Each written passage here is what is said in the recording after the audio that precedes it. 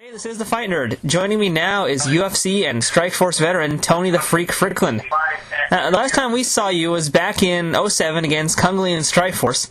What's going on with the downtime? Are you just waiting for the right opportunity to fight again, or are you officially retired? Well, there's no such thing as being officially retired. I had, the end part with Kung Lee, and even as far back as Ludwig and Anderson Silva, I had a torn ACL and meniscus problems and PCL problems. So I had basically the whole left knee was kind of jacked up, and I like to test myself, either way. So if I'm going in underpowered, I don't really think of it that way. I like to think I'll get you with the other weapons that I have. Unfortunately, I was fighting like the three best kickboxers in the sport, just boxing. You know what I mean? So that made things a little difficult. But right now, Jens Pulver and I are in the process of opening this new gym-driven training center. And, I was scheduled to fight on 18th, December 18th, and before we found an opponent, we just decided collectively that it would be better for me to two things: wait for the gym to get going, because I'm the lead instructor, and quit going into fights, with one leg, So, I can wait till the springtime, get knee surgery again when the gym is up and running, and we have a little more of a cushion, and then I can come back appropriately, and by next fall, I should be able to get back in the saddle there and do what I want to do. I'm like 38 going on 20 right now, so otherwise, other than my knee having no ligaments, I feel pretty good. Well, it sounds like a good plan. Definitely give yourself a little time to heal. Do you have any place you specifically want to fight, like WEC, UFC, or just whoever gives you a contract? Whoever gives me the contract, really. I mean, I'd love to be back in the UFC or the WEC. Would be great, especially because my partner's there. But at the same time, I know I still have a home at Strikeforce. It's just, it's really whoever offers me. My dream was always to fight in Japan. I haven't done that yet, and like I said, I just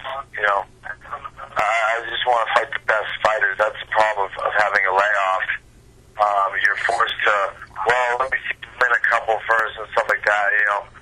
Everyone I've fought has always been in the top 10, and I feel like fighting anyone less, it doesn't get me pumped up. You know what I mean? I'll be in shape always because I'm in shape now, but mentally, if I don't have that factor that I'm fighting the best guy out there, it's just, I'd rather fight Brock Lesnar, some guy that I'm supposed to lose to, because realistically, I'm going to get up for that guy, I'll probably have a better chance winning, Now, you mentioned you like to take on these big top 10 guys, so if you had your ideal choice on your next fight coming in, who would you like to take on? My thing was, I've always known Frank Shamrock, from different fights and stuff like that, and I've talked to him once in a while. My goal was to beat Kung Lee and then fight Frank Shamrock, because him and I are two old school guys. Had I beaten Kevin Jackson back in the day, my next fight would have been against Frank Shamrock. And then Frank Shamrock went ahead and armbarred Kevin Jackson. I think it was UFC 15. I always felt like that was my fight.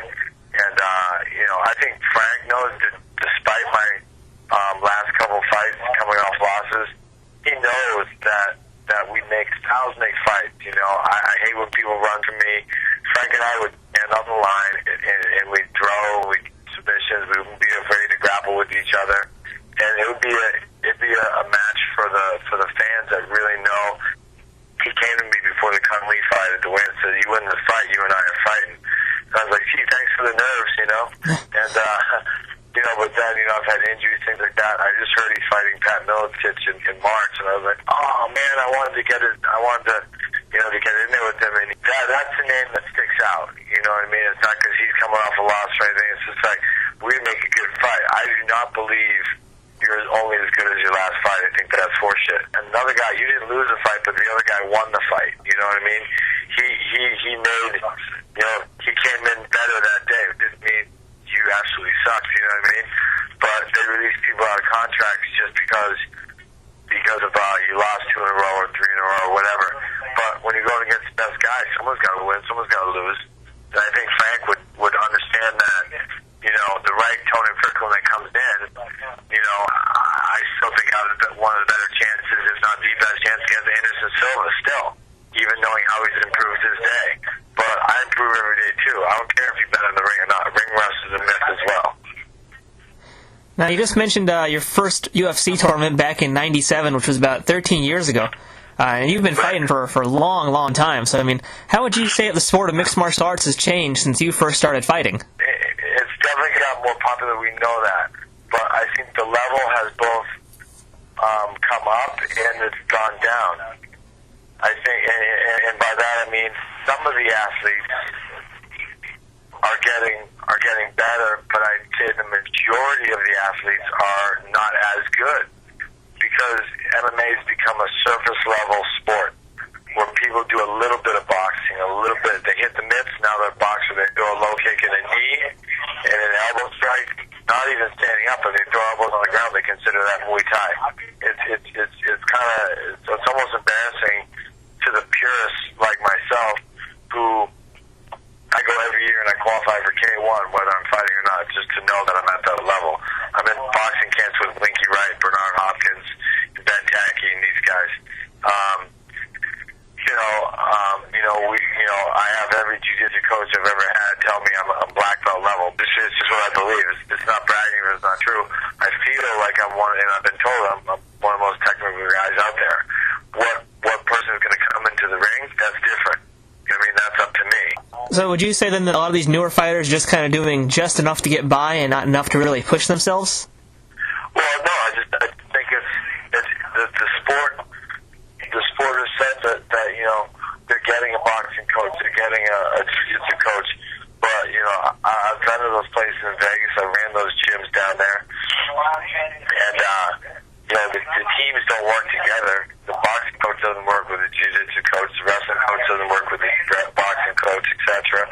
The Muay Thai guy is from Thailand. He wants to do his own style of MMA. That's why Jens and I, we're lucky. We have the same background from militants.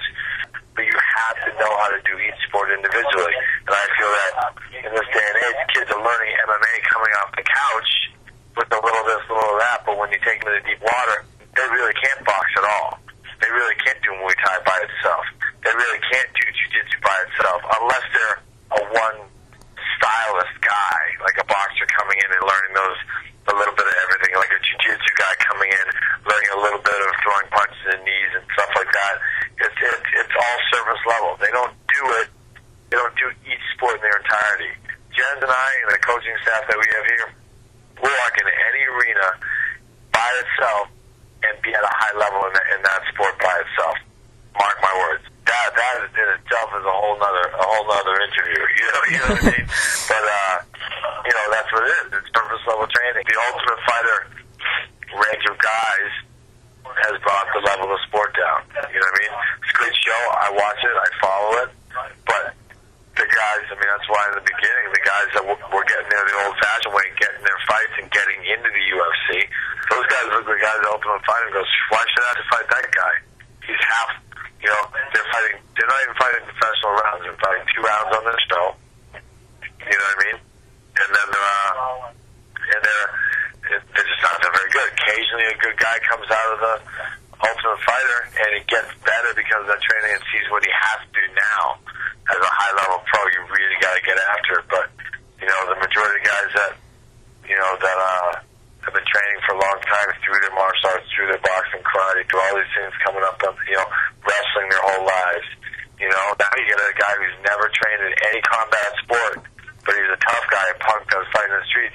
Now he's been training for 2 years. He's good enough to make it on a reality show. Now those guys are going to come up and be the next superstars, But the good guys are going to, it's a different level. BJ Penn is going to walk through the Kenny Florian every day. Kenny Florians don't even want to fight him standing or on the ground or anything. They pretend to, but they bury their head in the sand like an ostrich. You saw the fight, so did I. That's just an example. Now, you and Jens Pulver just opened up your new training center, Driven Inc., as you mentioned before. So tell us a little about the new school you have. We have 40 classes a week. We have a full Muay Thai program. We have a full boxing program.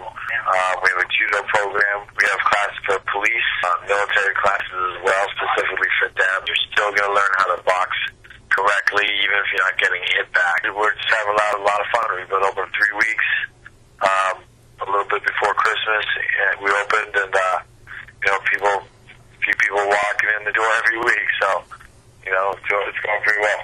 DrivenInc.net, and we have a Driven Training Center, a Driven TC button up there that you can click on. We have live video streaming going on with stuff going on in the gym, and lots of cool stuff going on. So.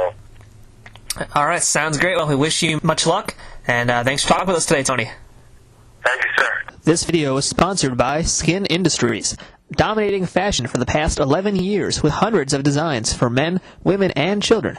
Skin Industries is your everyday lifestyle clothing brand. Start living in skin today and check out skinindustries.com.